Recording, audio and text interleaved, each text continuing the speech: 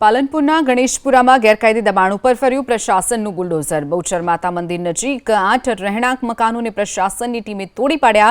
અનિચ્છનીય ઘટના ન બને તે માટે પોલીસનો પણ ચુસ્ત બંદોબસ્ત ગોઠવી દેવામાં આવ્યો હતો। જોકે પ્રશાસનની દબાણ હટાવવાની કામગીરીથી 8 પરિવારો નોંધારા બન્યા છે। રહીશોનો આરોપ છે કે નોટિસ 10 એપ્રિલની આપી હોવા છતાં અચાનકથી પ્રશાસનની ટીમે આવી અને તેમના આશિયાનાને તોડી નાખ્યા છે। મકાનો તોડી પડાતા રહીશ પરિવારોએ જ્યાં સુધી પ્રશાસન વૈકલ્પિક વ્યવસ્થા અથવા તો અન્ય જગ્યા નહીં ફાળવે ત્યાં સુધી જગ્યા નહીં છોડવાની અશ્રુભીની આંખે ચીમકી ઉચ્ચારી છે। આ તરફ ખેડાના મહેમદાવાદમાં પણ ગુંડા તત્વના ગેરકાયદે બાંધકામ પર દાદાનું બુલડોઝર ફરી વળ્યું છે। વાત્રક નદી કાંઠે આવેલ ગોળીબારનો ટેકરો વિસ્તારમાં અર્જુન બાવરી નામના અસામાજિક તત્વના મકાન પર પ્રશાસને બુલડોઝર ફેરવી દીધું છે।